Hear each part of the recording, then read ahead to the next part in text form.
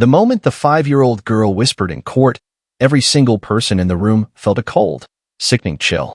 Her tiny voice shattered the courtroom's silence, revealing a secret so horrifying it instantly drained the blood from her mother's face. As the officers exchanged frantic, terrified glances, one barked an order that would trigger the most shocking discovery imaginable. The German Shepherd cadaver dog circled, scratched, then locked onto the living room floor, confirming everyone's worst, unthinkable fear. When they tore open the floor, what they uncovered beneath those boards was far more monstrous than anyone expected. The seasoned journalist, Rebecca Lowe, couldn't yet know that covering a custody hearing would turn into the biggest story of her career. The young officer, Mills, had no idea that following protocol would pull him into a dark conspiracy he wasn't prepared for. The powerful Vernon Group's hidden enforcers certainly had no idea that a 5-year-old's whisper would threaten their entire empire. Before we begin, I'd love to know, where are you watching from? Drop it in the comments. It warms my heart to see how far these stories travel. And if you enjoy heartfelt tales like this one, don't forget to subscribe. There's more to come. Now, let's begin. It all started with a stillness that didn't belong in a courtroom, not on a morning like that one, where the weight of unfinished lives hung heavier than the polished oak benches beneath the grieving families. The pale light of mid-autumn filtered through tall windows, casting long, solemn shadows that stretched across the silent spectators, as if even the sun itself dared not interrupt the grim business unfolding within those four walls. At the center of it all sat Judge Harold Kelvins, a man whose weathered face had seen the unraveling of more broken families than he cared to remember, yet who still clung to the faint hope that, now and then, justice might actually mend what time had fractured. On this particular morning, his gavel had barely settled into its cradle when the attorney for the mother, a sharp-featured woman named Vanessa Grayson, rose to speak, her voice smooth, almost rehearsed, as she petitioned for full custody of her daughter.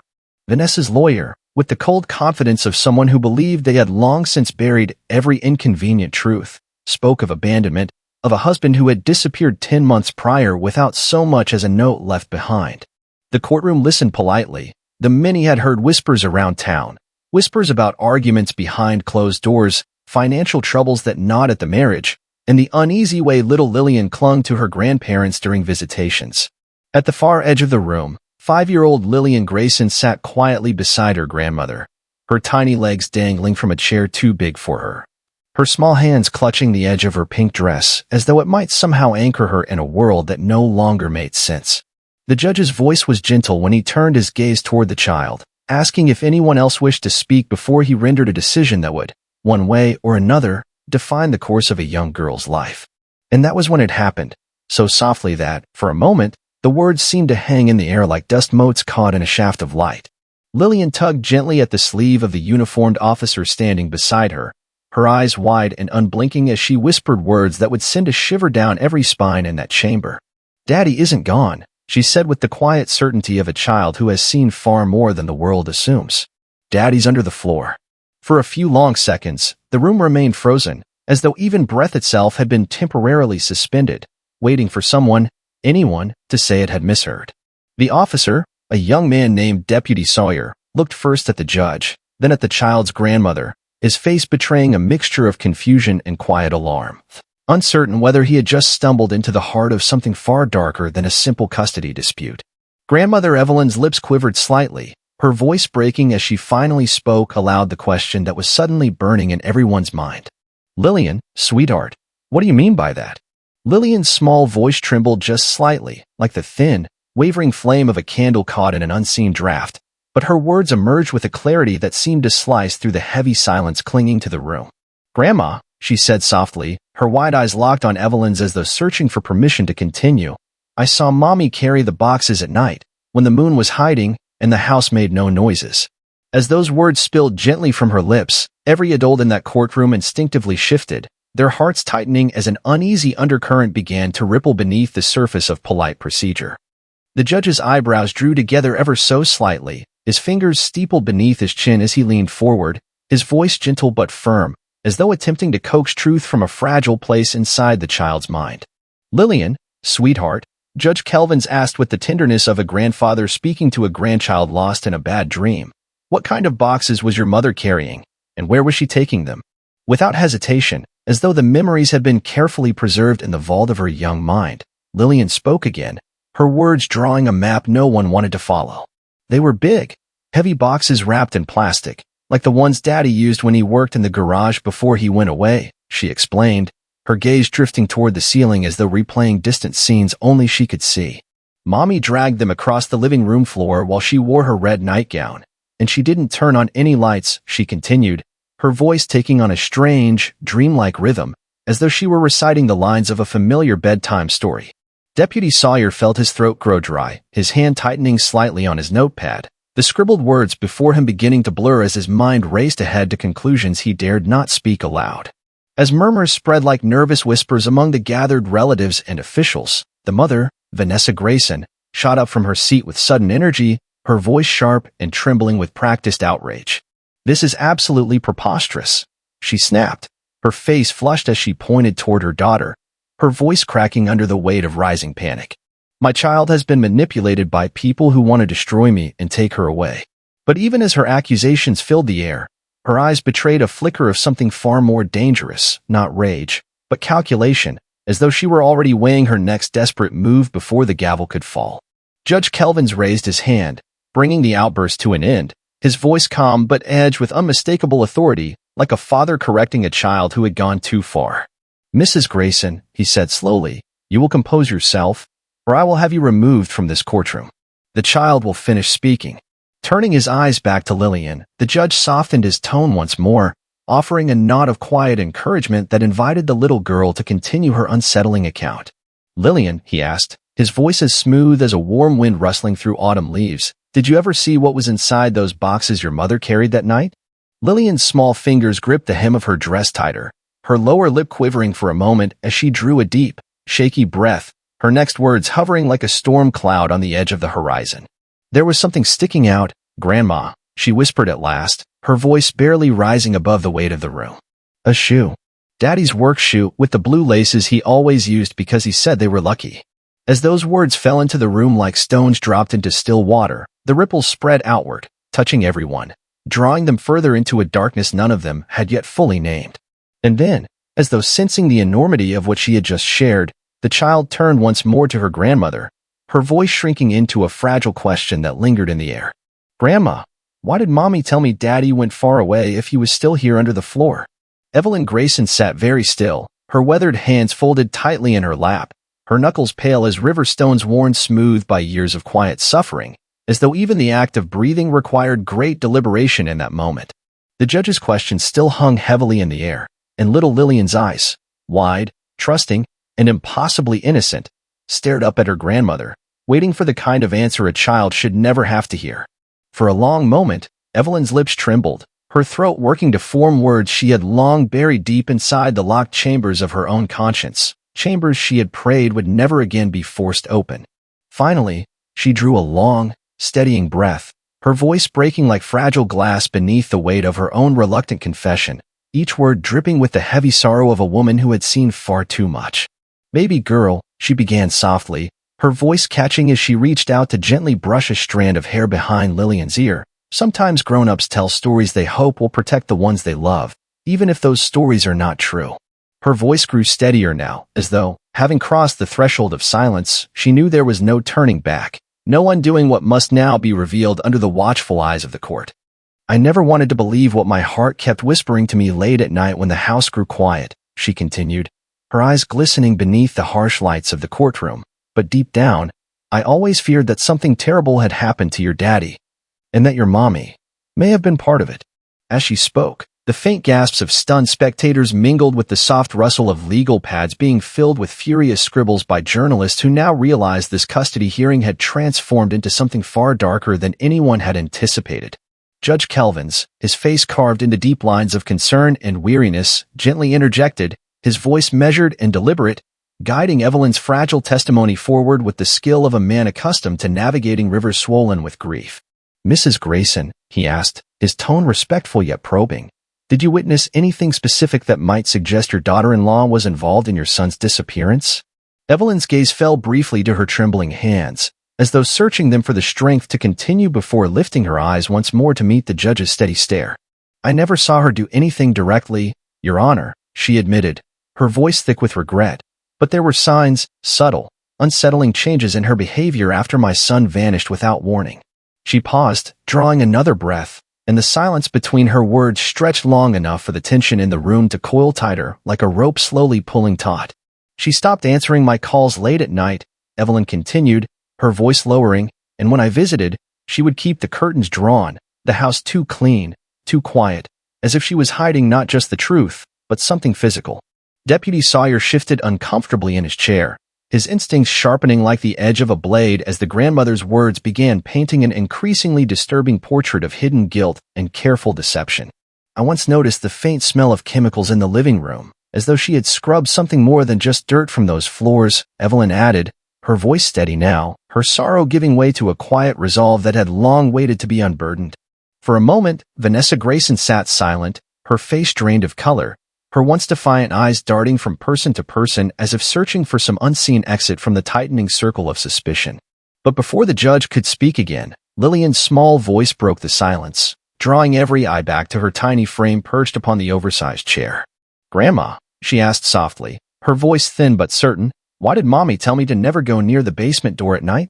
Deputy Sawyer, who until now had remained respectfully silent beside the bailiff's post, felt the quiet weight of the little girl's question settle upon him like an unexpected winter snowfall, soft at first, but growing heavier with each passing moment. The judge, recognizing the importance of this moment and the gathering storm beneath it, slowly turned his head toward the young deputy and spoke with that familiar measured cadence earned from years of weathering confessions and lies. "Deputy Sawyer," Judge Kelvins asked in a voice rich with steady gravity, "I believe it may now be appropriate for you to share your findings regarding the Grayson residence." The deputy swallowed once, his Adam's apple rising like a small boat cresting a quiet wave. And then he drew a breath that seemed to fill not just his lungs, but the entire room with unspoken tension. "Your Honor, ladies and gentlemen," Sawyer began, his voice calm but carrying that particular kind of low timbre that seasoned lawmen develop from years of speaking softly so people will listen closely. "Several months ago, during the early stages of Mr. Grayson's missing person investigation, I was dispatched to the home for a routine welfare check requested by Mrs. Grayson herself." A faint flicker crossed Vanessa's face as those words landed, though she said nothing, folding her arms in tight defiance, as though bracing herself against a wind only she could feel. "When I arrived that afternoon," Sawyer continued, "I was greeted at the door by Mrs. Grayson, who informed me that everything was fine, though she appeared nervous and somewhat agitated by my unannounced visit." His eyes drifted for a moment, as if recalling each detail etched into his memory by instinct and experience, details he now realized held far more weight than he originally understood. She stated that Mr. Grayson had left voluntarily, and that she wished for privacy while adjusting to life as a single mother, he added, his voice never once rising, as though the facts themselves were heavy enough without unnecessary embellishment. However, during our brief conversation, I noticed a curious thing: several industrial-strength air fresheners placed throughout the home, concentrated most heavily around the living room and basement staircase. A murmur rippled softly through the crowd gathered in the gallery, while reporters leaned forward, their pens poised like vultures sensing fresh carrion. I made a routine walkthrough of the home, noting that the basement door was locked. Sawyer continued, pausing briefly before delivering his next words with careful precision, and when I asked if I could inspect the basement as part of protocol, Mrs. Grayson informed me that the key had been misplaced. At that, the judge's brow furrowed deeply, the room tightening once more around the growing knot of suspicion pulling them all closer to an inescapable truth. "Your Honor," the deputy added, glancing briefly toward the frightened little girl before him, the peculiar odor present inside the home wasn't entirely masked by the air fresheners. Beneath it, there was a faint, metallic scent, one I now believe may have been blood. Lillian clutched her grandmother's hand tighter, the child's breathing quickening as though some distant, hidden memory had stirred awake inside her fragile mind. "And while I had no authority at that time to force entry into the basement," Sawyer continued solemnly, "I documented my observations and submitted a report recommending follow-up once additional cause for concern was established." He paused for just a moment, lowering his eyes briefly as though weighed by the gravity of hindsight before lifting them once more to meet the judge's steady gaze.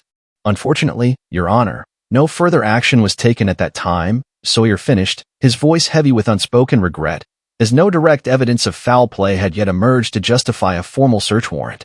The courtroom seemed to grow colder as those words settled, like a draft slipping through unseen cracks in the walls of an old house, carrying with it the unsettling chill of consequences long delayed.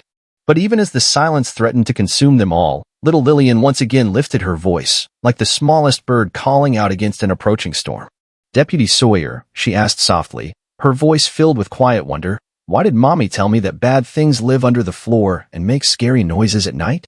Deputy Sawyer's face tightened ever so slightly as Lillian's small voice carried across the heavy air of the courtroom, each word adding a fresh stone to the growing pile of dreadful possibilities already pressing upon every heart present. He lowered his eyes for a moment, as though searching within himself for the most careful way to speak of things no child should ever have to hear, and no grandparent should ever have to explain. Then, raising his head, his voice came slow and deliberate, like a man choosing each word as though it might one day be carved into stone. "Lillian, sweetheart," he began gently, his voice soft as warm wind brushing through the branches of an old sycamore tree. "Sometimes when people do something wrong, something they know they should never have done, they become very scared that others might discover the terrible thing they're hiding."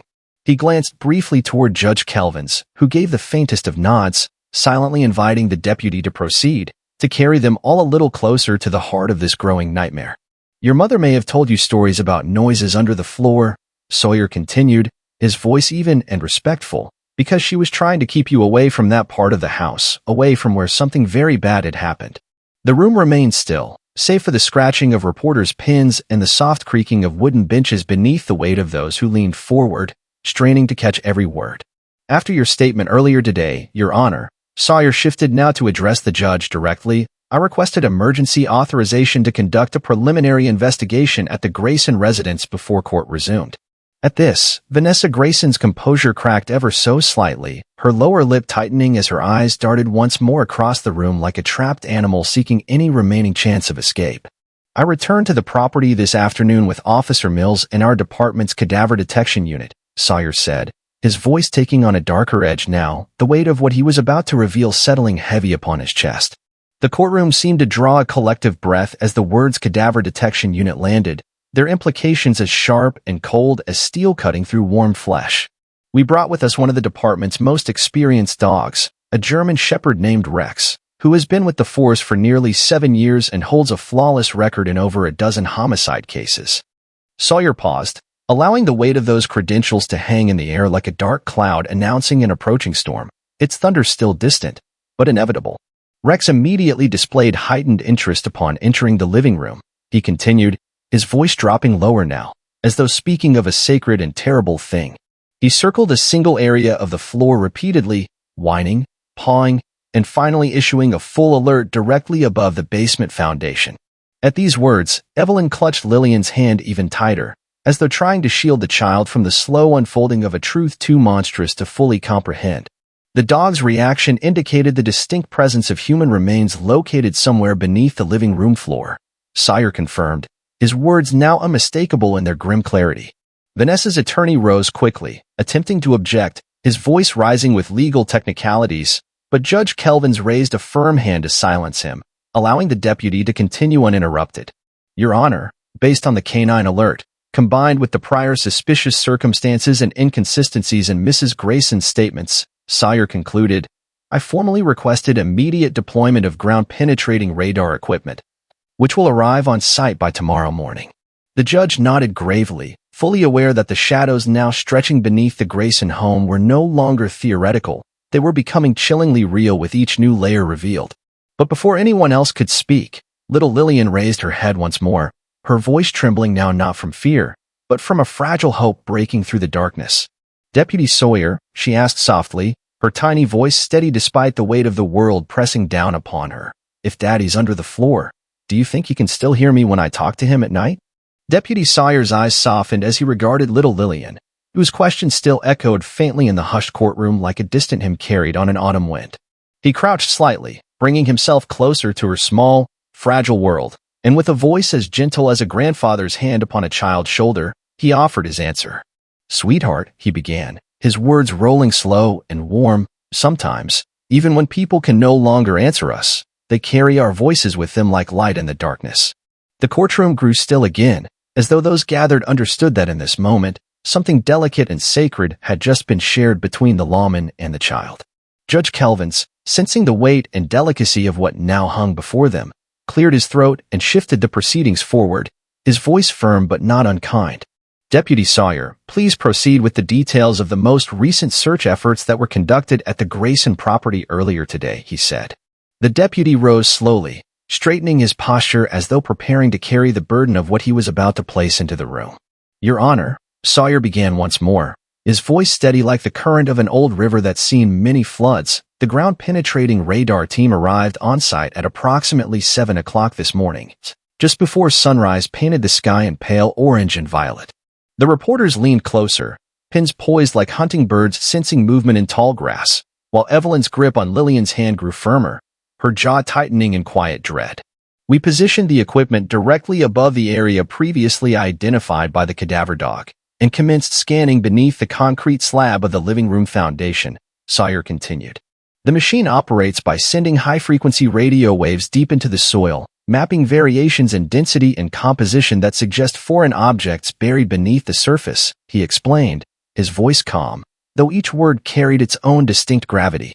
As the scanner swept back and forth across the marked section, the data monitor displayed an irregular anomaly approximately 6 feet in length, roughly 3 feet wide, and about 4 feet below the surface of the concrete foundation. A shiver of unease spread across the gallery like the distant roll of thunder rumbling across wide open fields, warning of a storm drawing near. The dimensions of the anomaly, Sawyer added, were entirely consistent with the shape and size of a human body carefully concealed in a horizontal position. Even as those words were spoken, Vanessa Grayson sat perfectly still, her face pale and expressionless now, her eyes fixed straight ahead as though she no longer saw the room in front of her.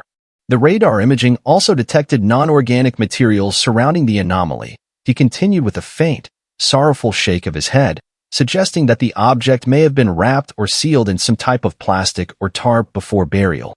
Judge Kelvins let out a slow, audible breath, his eyes closing momentarily beneath the weight of what was no longer suspicion, but something far darker taking unmistakable shape. "As of this afternoon," Sawyer said, his voice now dropping slightly lower, "we have secured the property and arranged for a full forensic excavation team to arrive at first light tomorrow morning." He paused once more, the weight of finality settling over his next words like the slow fall of winter snow upon a lonely grave.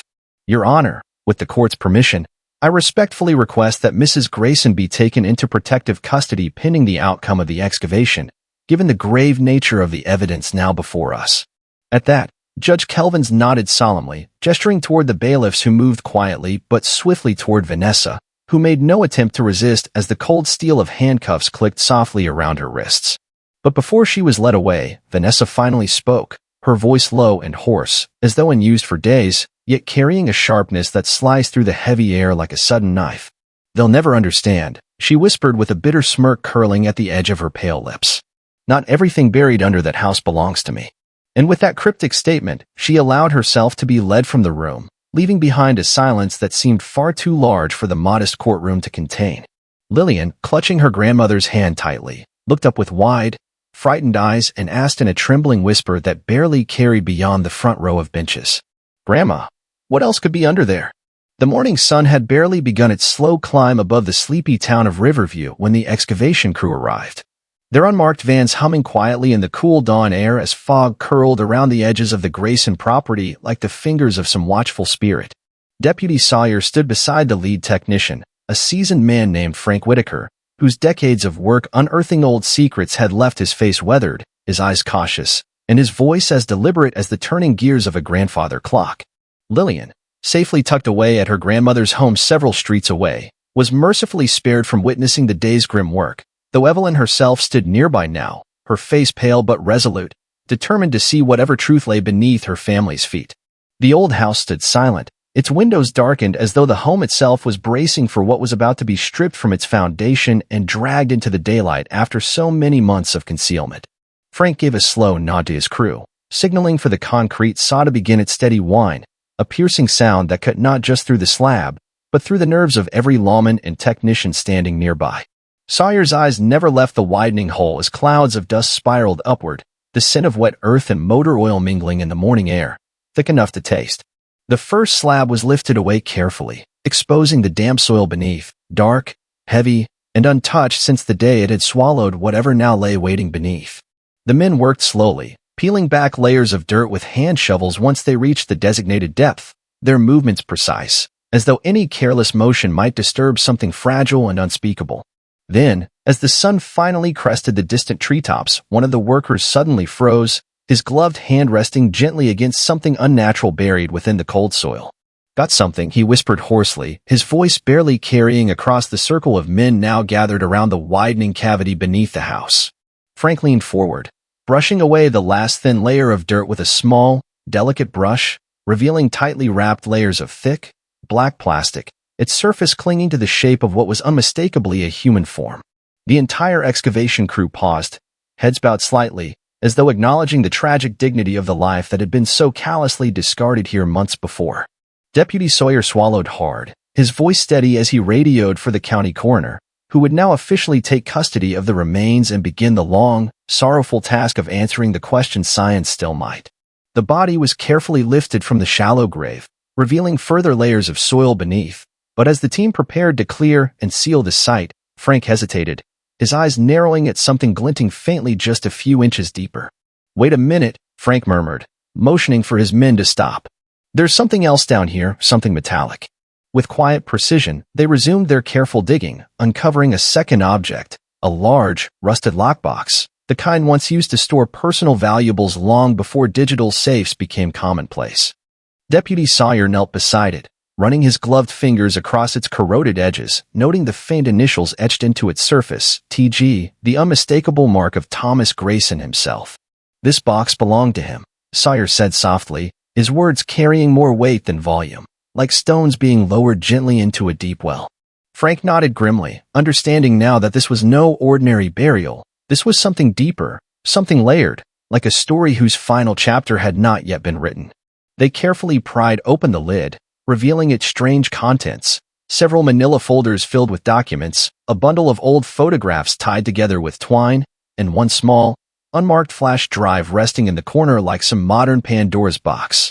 Sawyer's breath caught slightly as he glanced through the weathered papers, his trained eye quickly recognizing legal contracts, banking records, and handwritten notes filled with names, dates, and transactions that spoke of something far larger than a domestic dispute.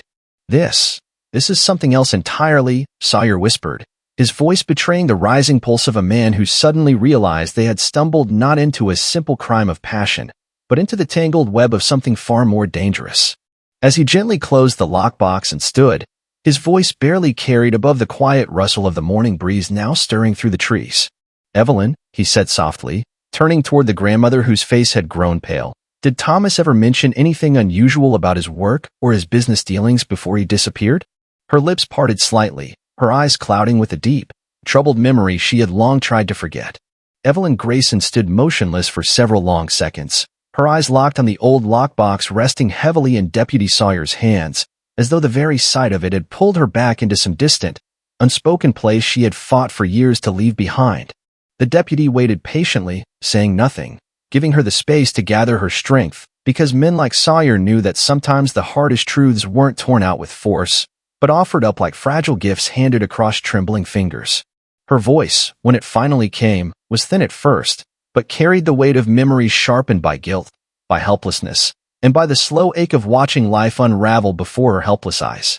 "Thomas, my boy," she began softly, her gaze distant now, seeing not the present but some far-off day where this whole nightmare had quietly begun its terrible descent. "He was never the kind of man who sought trouble, deputy, but sometimes trouble doesn't wait for an invitation." The morning breeze stirred again, rustling dry leaves along the edge of the excavation site, as though the world itself was listening to her words unfold. "About a year before he vanished," Evelyn continued, drawing in a long, steady breath to calm the tremor rising beneath her words, "he came to visit me late one evening, after Lillian had gone to bed." Sawyer's eyes remained steady on her, sensing that what she was about to share would carry them into a far darker corner of this puzzle than any of them had dared consider. "He was nervous that night, more than I'd ever seen him in all his years," she said, her voice cracking slightly. "He kept glancing out the window like someone was following him, like shadows had grown longer behind him." Frank Whitaker, still standing quietly nearby, shifted his weight slightly, exchanging a brief, knowing glance with Sawyer, both men recognizing the familiar pattern of fear that often trails too close to men tangled in things best left untouched. Thomas told me he'd gotten involved in something that started small, just a few extra dollars here and there to cover the bills after the plant started cutting back his hours, Evelyn whispered, the words thick now with regret. But it wasn't long before the favors grew larger, the promises darker, and the people he was dealing with weren't the sort of men you can simply walk away from. Sawyer's jaw tensed as the lines between a missing person case and organized crime began weaving together like roots beneath old soil, hidden but deeply entrenched. He didn't tell me names, not directly, Evelyn continued, her hands wringing together as if trying to squeeze the guilt from her very bones, but he said they were powerful men who used businesses like the utility company as a front for laundering money, moving things that should never be moved. Her voice trembled as she wiped at the corner of her eye, her breath catching before she pressed forward, compelled now by the weight of finally releasing what had haunted her for so long.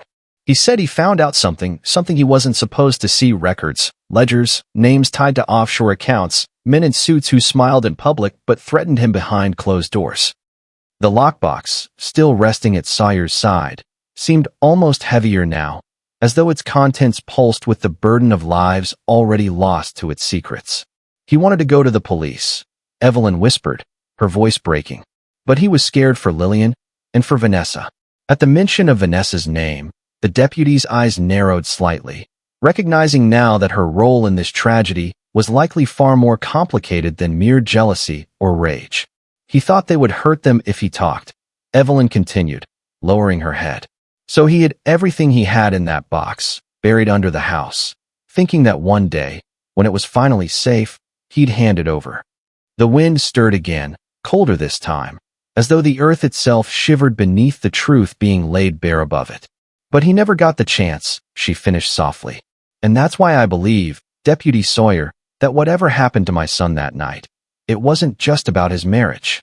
Her voice fell into silence again, and for several long moments, no one spoke, not even the reporters who had, for once, set down their pens, as though understanding they stood now at the edge of something far larger than a simple headline.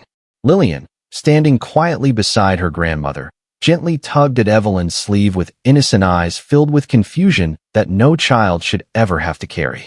"Grandma," she asked softly, her voice barely above a whisper, "who were the men Daddy was scared of?" Deputy Sawyer let the child's question settle like a soft rain falling on parched earth, allowing its weight to sink into every ear, every heart gathered beneath the gray sky, hovering over Riverview's darkest day. He drew in a slow breath, the kind that carries not just air, but the gravity of everything a man has seen, everything a man wishes he had not. "Lillian," he began gently, his voice carrying the deep, rich warmth of a man who knew too well how fragile a child's hope could be. "The men your father was scared of, they aren't the kind of men most folks in town would recognize." His eyes drifted across the small circle gathered around the excavation site, noting the pale faces of officers, forensics workers, and neighbors who had crept closer, drawn by morbid curiosity wrapped in quiet dread. "They don't wear masks or hide in the dark like the villains in children's books," Sawyer continued, his voice steady, each word chosen like a man laying bricks one by one across a dangerous crossing. "They wear fine suits, shake hands at charity events, and sit on boards of banks, businesses, and even some city committees that claim to serve the good of the people."